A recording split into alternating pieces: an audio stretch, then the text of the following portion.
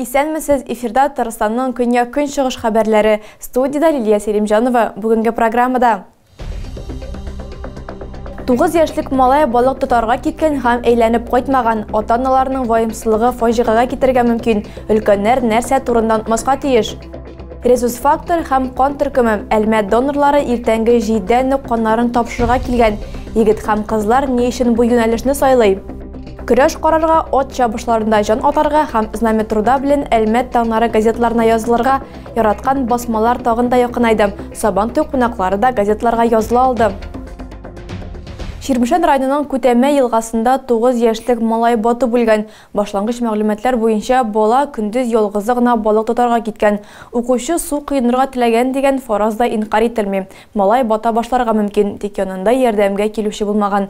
Мәрхүмнең гәүдәсен җирле халык 1 метр тирәнлектән һәм ярдан 1 метр ераклыктан чыгара. Аны полиция хезмәткәрләренә тапшыралар. Ни в коем случае не оставляйте детей летом одних.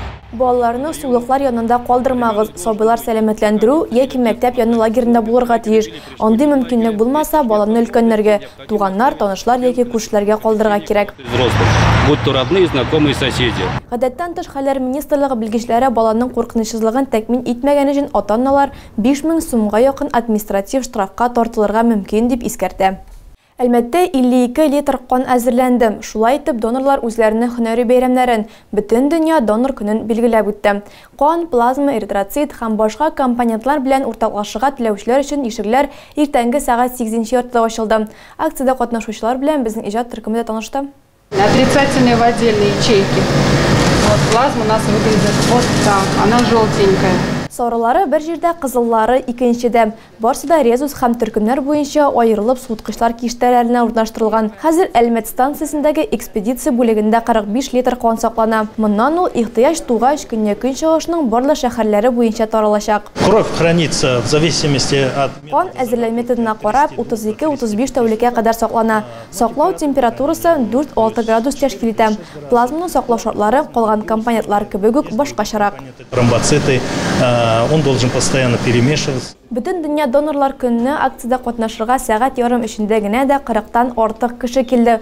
Алар арасында Герман Беляев та бар. Беренче тапкырдан ук ул кешегә ярдәм итү максаты белән килгән. Бу юлы исә 5нче тапкыр кан бирү өчен кәнәфигә утыра. Теләге шундый ук мохтаҗларга ярдәм күрсәтү.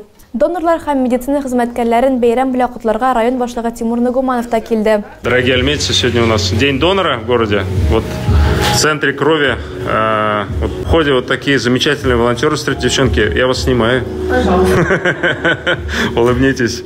Ак халатларны эштән аермас өчен район җитәкчелеге аларны урыннарда укытлый. На рабочем месте видите вас награждаем. Беренче донорлар кан үзәгенә иртәнге 8-нче яртыда килеп җиттеләр. Традиция буенча һәрберсенә бүләкләр тапшырылды. Мактаулы донорлар аерым бүләкләр алды. Калганнарга беләзек, брелок, поп-сокет, наклейкалар бирелде. Волонтерларның өстәлләрендә дә тәртип, һәр төркем һәм резус факторга аерым беләзекләр каралган. Әлмәт волонтерлары барлыгы 200 кешене көткән. Үзләре әйткәнчә, мерчлар һәркемгә җитә. Бүләкләрнең җитми калганы юк әле. 2020 һәм 2021 еллар белән чагыштырганда килүчеләр саны арасында аерым шактый нык сизелә.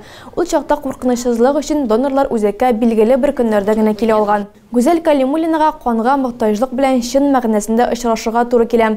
Кыз абыйсы өчен операция кирәк булганда донор эзләүдә катнашкан.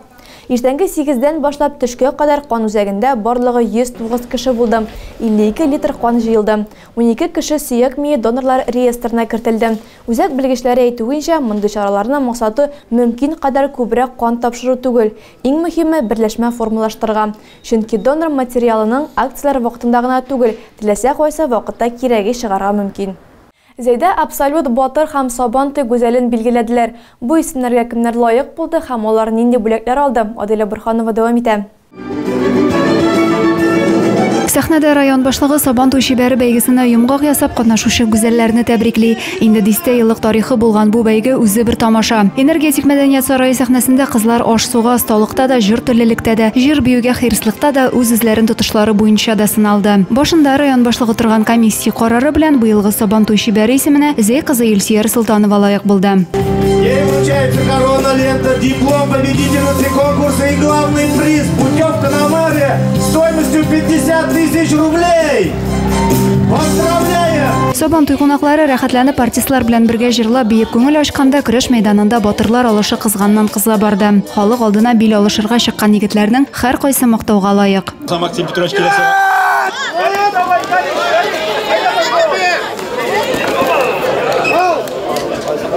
Милли көрәшне үз итүчеләр келәм янына җыелды. Быелгы көрәш 2011 елда туган һәм алардан кечерәк яшүсмерләр чыгышы белән башланды. Зурлар арасындагы бил алыш 5 төрле үлчәү авырлыгында узды. Ветеран көрәшчеләр арасында аерым бил алышлар барды. Финалда Булат Гадершин, Озат Кашапов, Илнар Хайруллин көрәште. Зәй Сабантуй батыры булып Чаллы егете Илдар Хәмитов калды.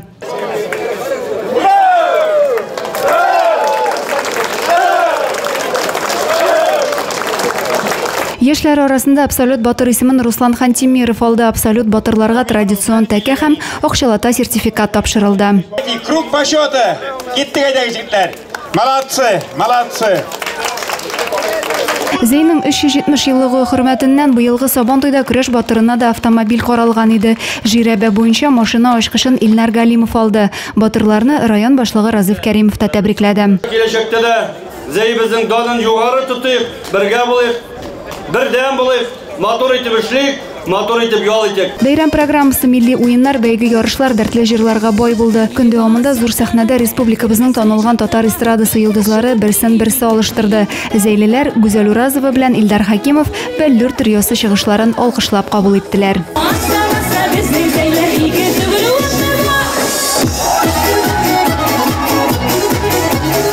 Язылу сезгә киләм. Әлмәттә Сабантуй кунаклары әлеге хезмәттән файдаланып, Знаметруда Әлмәт таңнары газетларына языла алды. Тулырак киләсе сюжетта.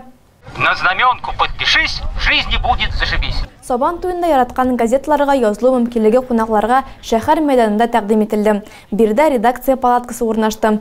Газета хезмәткәрләре Знаметруда Әлмәт таңнарына ничек тиз арада язылырга һәм басмаларны алу ысулларының уңайлыклары турында сөйләде. Сабантуйда ял итүчеләргә басмаларның яңа номерларын бүләк иттеләр. Ә бәйрәмдә катнашмаганнар почта бүлекләрендә яки редакциядә Пушкин урамы 64-нче йорт адресы буенча язылырга мөмкин. Ташламалы язылу декадасы 16 июньгә кадәр дәвам итәчәк. Шул рәвешле соңгы яңалыкларны отышлы бәйдән укырга була. Газетага өйдән чыкмыйча да язылырга була. Экраннарда күргән QR-код буенча онлайн подписка сәхифәсенә эләгергә мөмкин. Шулай итеп, үзегез яки туганнар һәм якыннарыгызны яраткан газетларына яздыра аласыз. Я знаменку прикупил, про проблемы все забыл. Ярты гасырдан соң да бер-берләренә шигырьләр багышлыйлар. Баулы районында яшәүче Сәйфиевләр гаиләсе һәркем өчен үрнәк тормыш алып бара. Озын тату гомер итүнең сере нидә? Индира Сәйфуллина белеп кайтты. Сәфинә ападан Мирсәет агай да яңа Шүтә авылында туып, шунда үскән һәм гомерләре буе үз туган авылларына тугры калган кешеләр. Алар кичкенәдән үк эшләп үскән буын. Армиягә бардым. Армиягә кая бардыгыз? Северодвинская область. Анда 3 ел хезмәт иттем. Бетер гомерем шул Шүтәдә тракторда эшләдем. Сәфинә апа озак еллар сыер савучы булып эшләгән. 35 ел буе кайнанасы, кайнатасы белән уртак тел табып, төп йортта гомер иткәннәр алар.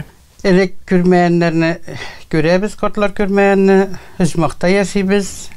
Акча да җитә, Аллага шөкер, пенсияләр дә артып тора, әлбәт китерделәр тагыттырып. Балалар куанычын күреп, бергә тигезлектә яшәргә Ходай насыйп итсен иде.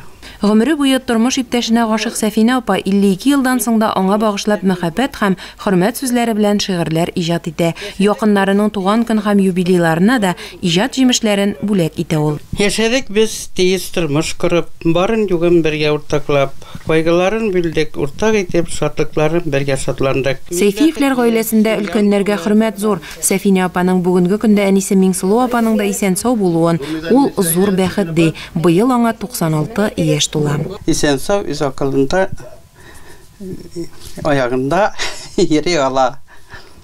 Инде үлүенә хәзер 40 ел. Сәфинә апа һәм Мирсәет абый күпләргә үрнәк, туганнары һәм авылдашлары алар хакында җылы сүзләр генә әйтә.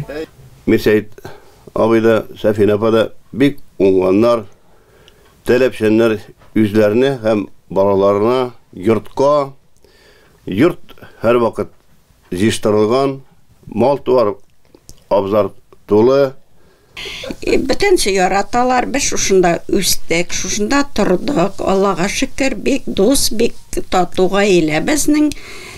Өлкән яшьтә булуларына карамастан Сәйфиевләрнең ишек аллары тулы малтуар, кышкырт. Мирсәет агай үзенең тимер аты трактор янына ашаган.